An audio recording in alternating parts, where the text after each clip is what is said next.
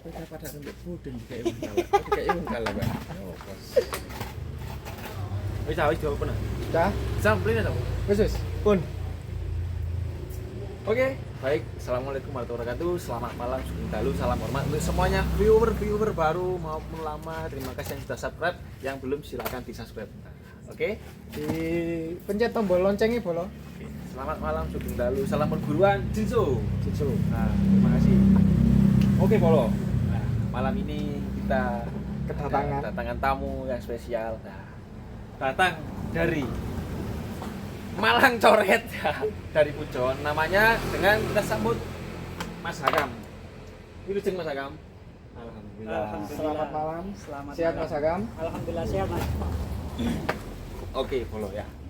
Sebelum memasuki kita mengkulik-kulik Mas Hakam, ini kan juga seorang pelatih, juga orang yang berpengaruh di dalam perguruan, terutama di IKS Malang. Alangkah lebih baiknya kita iklan dulu dengan hati ini. Podcast kali ini kita disponsori oleh Apollo Kopi Rokok Gold putih dan Kopi Golda. Golda. Rokok 76 apel. Jadi ini Mas Redi, Latihan endorse di saya. sapa harus sesuk ono sing closing ya. Amin. Ilegalan gak apa-apa rek. Mas yo tuku mbakumu ate sponsor dek kene yo gak apa-apa. Oke, Mas Hakam, saya ucapkan terima kasih ya. Selamat datang di podcast Oasis. Obrolan asik Seputar IKS. IKS. Oke. Jadi ini Mas Randy, sebelum kita tanya-tanya ke Mas Hakam ini atau biasa dipanggil Gus Hakam nggih. Nah, Gus Hakam. Gus Hakam sendiri ini backgroundnya beliau pelajar di strata magister Mas, di kampus, salah satu kampus di Malang. Beliau juga pembimbing atau monitoring beberapa program di PKK, ibu PKK, dan juga pembimbing di TPQ dan di sekolah MI Madrasah Ibtidaiyah. Dan sekaligus beliau ini juga salah satu pengembang IKS Mas Redi di wilayah Pujon, di kota Batu ya, Kabupaten Malang. Kabupaten Malang. Pujon. Kecamatan Pujon. Beliau juga seorang ketua ranting. Di aslinya malahan ini ya Mas Randy, ini yang sangat menarik sekali. Bahwasanya Gus Hakam ini asli dari Lamongan. Nah. Lamongan Selatan. Lamongan Selatan. Menurut jurnal kita itu semua benar, Gus. Iya. Relate ya semua ya. Iya, Wah, benar. sakti men awak dhewe berarti men. Karena riset. Nah, Gue karena sakti ya. Bukan karena sakti. Karena riset aja Mas. Oh, iya. Jadi jangan kita selalu menggaib-gaibkan hal ini, logika Mas. Oke, pertama-tama saya sampaikan terima kasih Gus Hakam sudah mampir ke channel kita, channel Oasis Podcast ya. Obrolan asik saja Mas. Tidak perlu berbobot, tapi kalau ada bobotnya berarti itu bonus. Yang terpenting adalah kekeluargaan Dan silaturahmi. Gimana Mas Hakam? Gus Hakam manggilnya ini gimana ya? Mas atau Gus? Gus aja ya? Bebas. Bebas aja. Cuk. Boleh. Cuk. Aman. Aja cara Malangan. Malangan aja Mas, Iya, Malangan. Malangan. Santai. Yes. Santai, ngalam santai. Gimana kabarnya Mas Hakam? Sehat? Alhamdulillah di malam hari ini saya diberi kesehatan oleh Allah Subhanahu wa taala. Alhamdulillah.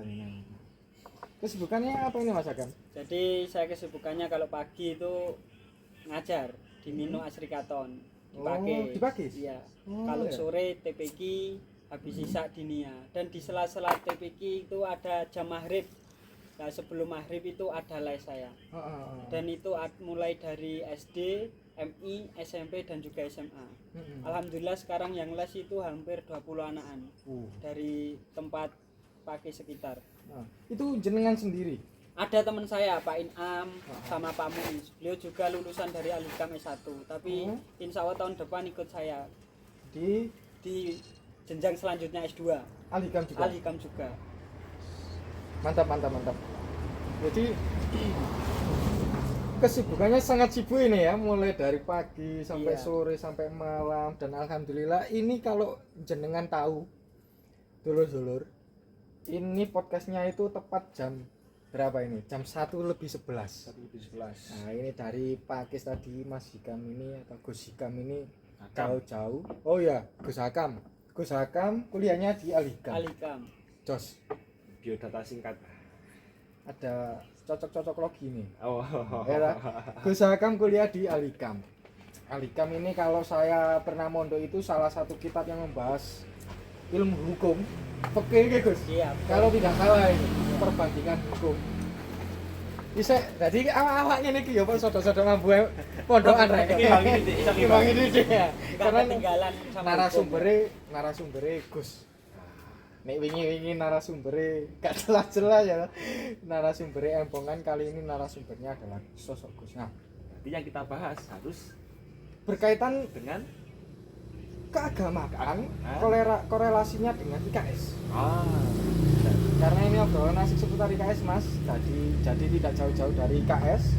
Berarti tema hari ini sublimasi antara nilai-nilai keislaman dengan nilai-nilai ke-IKS-an. Oke, masuk. Ayo, apa sih sublimasi itu Mas Randy? Jadi sublimasi itu penggabungan antara nilai-nilai ajaran-ajaran yang ada di Islam dengan ajaran-ajaran yang ada di IKS. Bagaimana bisa Mas perguruan IKS ini banyak orang awam atau banyak oknum dari perguruan silat yang lain mengatakan bahwasannya IKS ini sesat? Kok delala ada sosok Gus dari Lamongan Selatan Nimbang, Gus Hakam ini kok bisa terjun, bisa ikut IKS sampai mengabdi di IKS sampai bisa jadi ketua rating? Ini gimana ini Mas? seorang mahasiswa juga. Mahasiswa juga, S1 dan sekarang mahasiswa S2. Gimana ini Mas Hakam? Jadi Mas Hakam. saya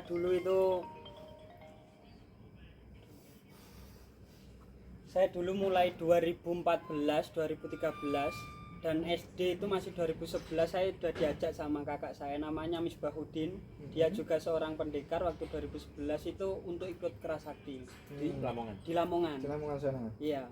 Saya sudah ikut latihan, sudah dapat materi Wejen 2, udah tes kuning, mau lanjut ke pengesahan dan materi saya Wejen 3 itu saya bilang ke abi saya. Di kula badhe silaturahmi plus ziarah ten Medion. Acara nopo pengesahan Kerasakti. Dan saya tidak diperbolehkan waktu itu. Saya masih kelas 5 SD. Disarankan sama orang tua itu untuk mondok. Dan akhirnya saya mondok di salah satu pondok pesantren yang ada di Malang, tempatnya Malang Barat. Di situ saya nggak pulang ya karena saya riyadhah 3,5 tahun puasa di sana. Setelah pulang saya diajak Kerasakti juga sama saya dan sama Mas Dandi selaku koordinator di Ngejel. Saya tidak mau. Alasan saya belum paham agama. Karena saya belum keterbatasan ilmu waktu itu untuk mengikuti aliran yang baru, saya tidak mau. Karena saya anggap saya belum mencapai tujuan. Mengapain ikut yang lain? Akhirnya saya sudah khatam puasa 3,5 tahun. Alhamdulillah ya tahulah berbagai dikit-dikit masalah mengenai tentang hukum, agama, akidah dan kesehari-harian lah. Dan ternyata waktu itu tanpa adanya ajakan orang, waktu 2023 saya memberanikan diri untuk ikut Kerasakti. Karena apa? Di dalam Kerasakti sebelum saya panggilan hati itu, saya sudah dikasih tahu Mas. Jadi kitab-kitabnya sama kakak saya namanya Misbahuddin itu, baik tingkat 1 sama tingkat 2 itu, oh ternyata benar, maksudnya benar itu ada syahadatnya, di situ itu ada kirim Fatihahnya, doa, dan setiap kali sebelum baca doa ada bismillahnya. Berarti ini tidak menyimpang. Tidak menyimpang dari akidah. Dari akidah Islam. Akhirnya kenapa tujuan saya ke Kerasakti itu satu. Di desa saya itu desa Ngejel tepatnya ya Kecamatan Nimbang, itu hampir 90% warga lokal ikut Kerasakti. Mayoritas. Lah posisi saya di rumah itu ya adalah di sana bidang keagamaan TPQ yang didirikan oleh mbah saya. Nah, saya kalau mau ngajak teman saya rata-rata semuanya itu anak Kerasakti. Jadi saya kalau nggak ikut Kerasakti saya tidak bisa mengomando dia. Akhirnya saya berpikir ikut apa tidak, ternyata ikut, berani Mas saya tanpa bilang orang tua. Akhirnya saya ikut, terus berkembang di Pujon sampai menjadi pendekar, dipilih jadi ketua ranting, dan akhirnya saya pulang Mas. Pulang di Lamongan itu, alhamdulillah dipercaya sama warga-warga Lamongan. Di situ dikasih kepercayaan sampai sekarang. Saya kasih kegiatan istighosa di Lamongan itu bergilir, sampai sekarang berjalan. Enaknya di situ. Ya di sana itu sudah lama Mas. Masuk Kerasakti di Ngimbang, terutama di Desa Jejeli tahun 90, namanya Mas Andi. Mas Andi. Warga pertama. Warga pertama Jejeli. Iya, warga pertama Jejeli. Terus berkembang, tapi nggak ada kegiatan Mas. Yo kegiatan ning nggur tes-tesan, terus mari ngono pengesahan kultural di perguruan lah. Akhirnya saya dapat ilmu dari pondok dan itu ajaran Kerasakti, ada yang namanya istighosa, saya kembangkan di situ.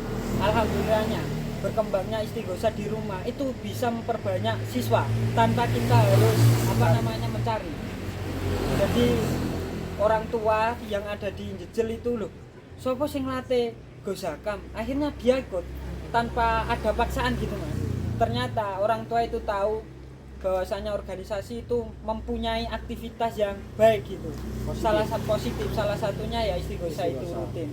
Dan di rumah saya itu saya kaji 1 bulan sekali itu perkumpulan silat, dan saya yang ngaji di sana Mas. Kayak ngaji kitab gitu, mengingatkan hati teman-teman gitu loh. Biar ada ketenangan hati, sisi baik ya. gitu. Kerohaniannya, spiritual. Berarti saya garis bawahi, saya dapat satu ilmu ya. Maksudnya itu mengembangkan KSP Kerasakti yang notabene itu adalah perguruan silat atau bela diri. Kan tidak harus dengan cara bela diri, melainkan adalah dengan kegiatan keagamaan. Dan itu masih ada korelasinya, istilahnya keilmuan IKS dengan keilmuan kepercayaan kita ya, kepercayaan kita. Jadi kalau di kepercayaan kita ini semuanya muslim, ada yang namanya istighosa.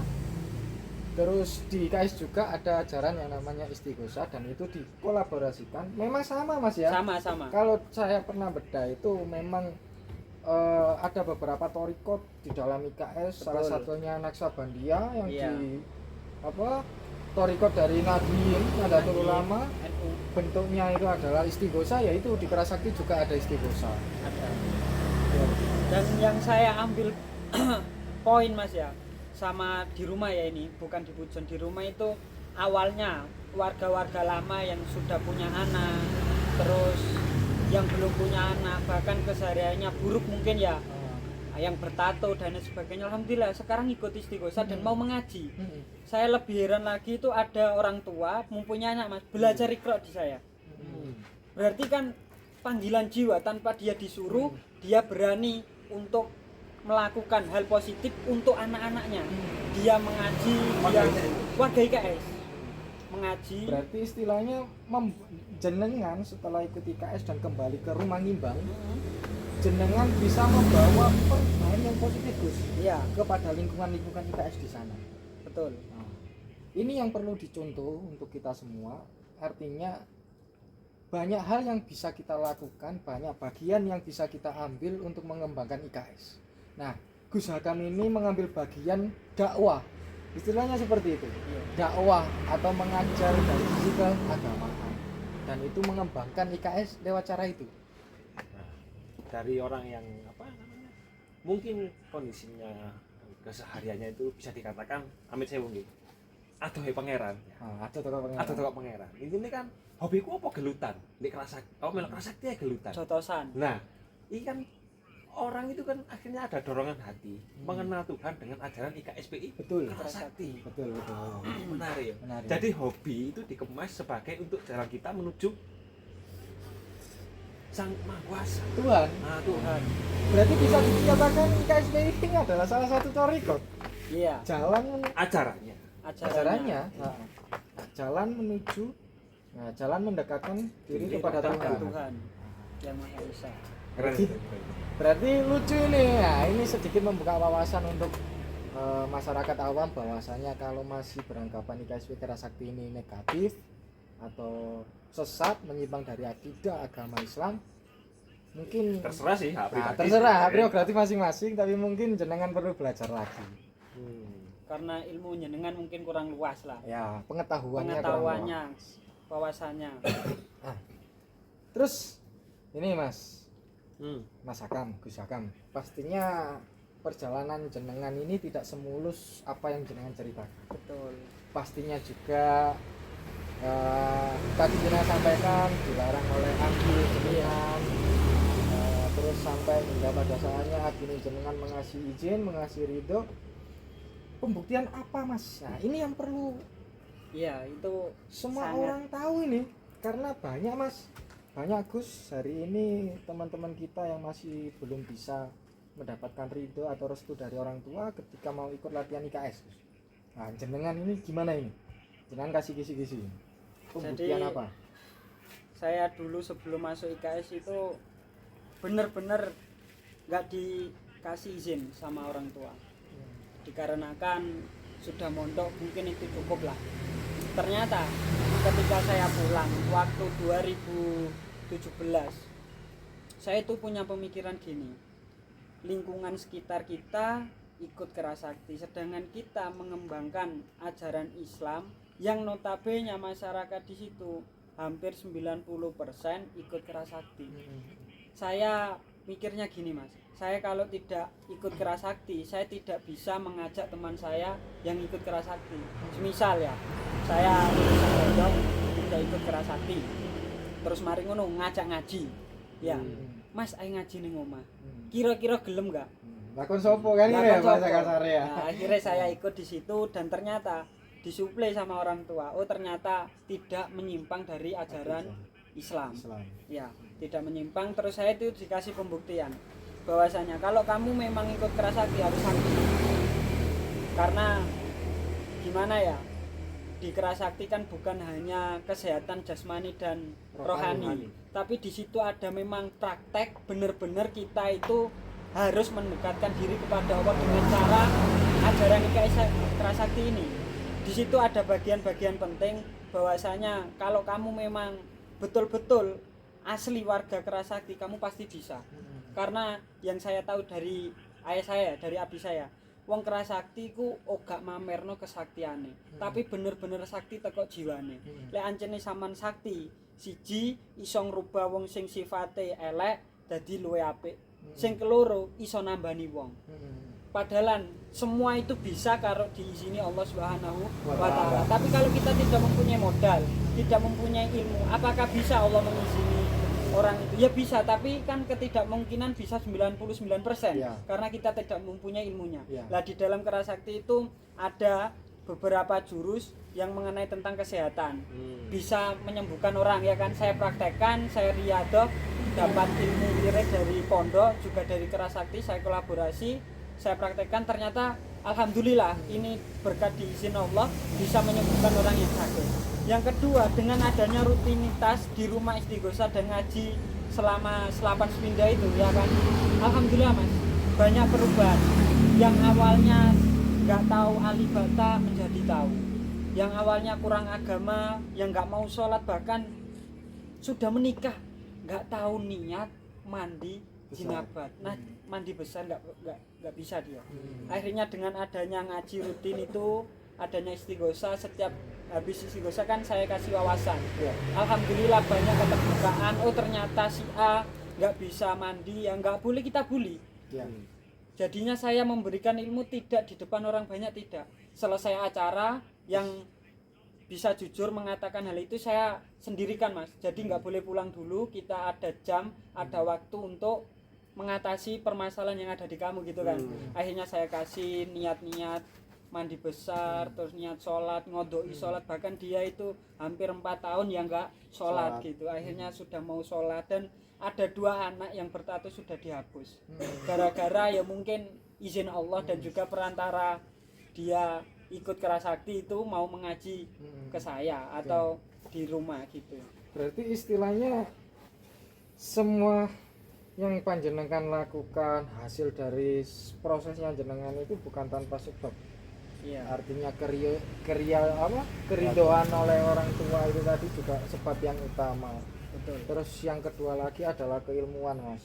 Kalau semua itu dilakukan tanpa ada dasar ilmu, saya rasa tidak bisa. Tidak bisa, betul. Karena jelas Kanjeng Nabi ngendikan man arada dunya fa'alai bil ilmi wa man arada akhirata fa'alai bil ilmi wa man arada huma fa'alai bil ilmi, kan ngoten. Betul. Kalau kita ingin kemuliaan di dunia juga dengan ilmu, kalau kita ingin kemuliaan di akhirat juga dengan ilmu, kalau kita ingin kemuliaan di dua-duanya, di dunia maupun dengan akhirat, Iya.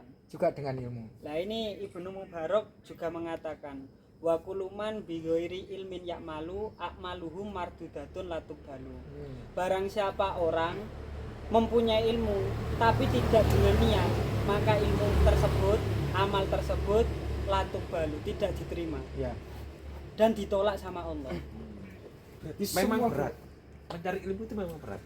Tapi lu ya abot ning awakmu mudhun nang masyarakat tanpa bermodal ilmu. Nah, Pamane sing lanang-lanang dan pakai dadi calon imam, calon rumah tangga. Ya ngono. masa iya anakmu dituri wong ngaji wong liya ya.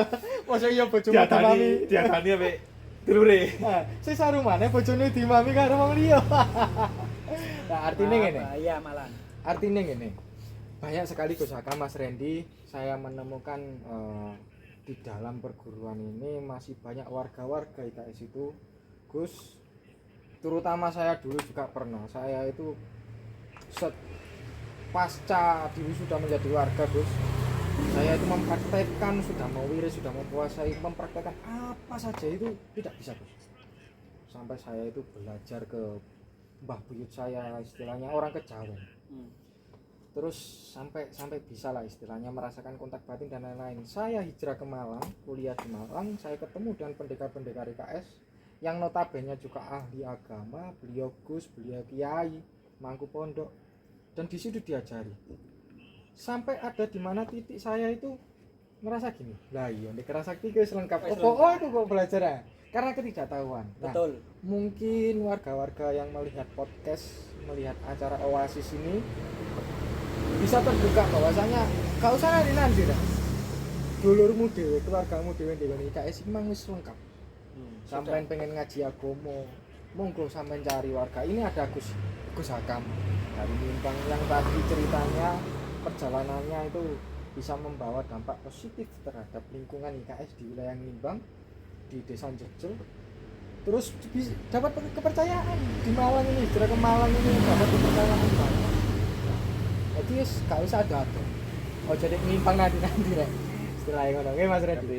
Belajar soal bisnis ya nih. Kerasakti Ada. banyak orangnya. Kak mau apa? Terjun dalam dunia politik juga banyak oknumnya. Kasih. Kalau tadi Mas Hakam menyampaikan kola dari Ibnu Mubarak bahwasanya kembali semuanya itu kembali pada niat, berarti inama amalu biniat. Betul. Mas. Inama amalu biniat kembali nang niate dhewe berarti dasare ikhlas Mas. Betul. Niat itu. Nah biasanya kan orang tahu niat itu apa? Niat yo niat krentek hati. Ngono kok. Nah, niat itu ada apa namanya kayak pengertiannya. Seperti apa itu Mas? Sudut pandang jenengan ini. Jadi mungkin pemahaman orang-orang niat itu ya niat gitu, niat itu krentek hati gitu kan. Terus niatnya sholat piye? Sholat maghrib misalnya, usolli fardhul maghribi salah sarokatan mustaqbilal kiblati adaan makmuman atau imaman lillahi ta'ala, itu bukan niat, tapi kita melafadzkan niat sholat maghrib. Lah apa definisi niat itu apa? Qasdu syai'in waqtaronat bi fi'lihi fi mahaliha al-qawl. Jadi niat itu menyengaja sesuatu bersamaan dengan pekerjaan. Tempatnya niat di dalam hati. Contoh aja sholat maghrib tadi ya. Sholat maghrib. Lah caranya kita niat sholat maghrib gimana? Waktu takbiratul ihram. Jadi tangan diangkat, hati ini baru niat. Saya niat sholat maghrib 3 rakaat dadi makmum apa dadi imam. Lah cangkem iki sebelum kita takbir ya usolli fardhul maghrib untuk melafadzkan niat sholat maghrib, menuntun hati kita supaya ketika niat bersamaan dengan pekerjaan dan juga hati pikiran kita. Jadi niat seperti itu. Berarti kalau digaris bawahi Gus, bahwasanya niat itu memang benar kerenteknya hati. Kerenteknya hati itu maksudnya bukan kok hatimu batin kerentek ngantepin yang niat iki enggak. Tapi untuk berniat itu melalui kolbu kita, kolbu kita atau hati kita. Bukan hanya sekedar lisan maupun pikiran, tapi hati kita harus didasari. Karena sosok yang suci di dalam jasad manusia ya cuman hati. Nah, berarti iku ana hubungane kenapa wong ngrasakti duwe bandul wajib Ki bertulisan ki ana ndek cedeke nggih cocok. Nah, ya iku next saya bagus itu bagus. Nah, mungkin itu dibudar apa dibedah nek kene karena iki mungkin ada keterbatasan lah kita membahas. Gak terlalu jauh tentang perguruan mungkin ya. Tapi menarik. Berarti masih di Lamongan ada agenda rutinan itu Mas ya? Selapan kampung sepindah Iya, ya. 1 bulan sekali. 1 bulan sekali. Kalau orang Jawa itu selapan itu 40 hari sekali. Itu di hari apa Mas Gus? Kalau tahu Minggu. hari Minggu. Minggu apa Pahing. ini? Minggu Pahing. Minggu Pahing. Kalau di saya dulu itu Sabtu Legi Mas. Sabtu Legi. Bertepatan dengan hari lahir saya, makanya saya taruh Sabtu Legi. Aslinya awalnya mau ditaruh Jumat Legi. Karena di Jumat Legi masih ada tanggung jawab di pondok rutinan Situduro, akhirnya enggak. Ya saja lah kalau kita lihat. Tekad tabrakan. Biar kata ini menarik ini. Itu adalah salah satu amalia di IKS dan Gus Hakam ini yang mengamalkan sampai hari ini, yaitu istighosa. Sarsila bersama istighosa. Ada lagi Mas Tendi? Kayaknya sudah Cukup. Oke, Polo.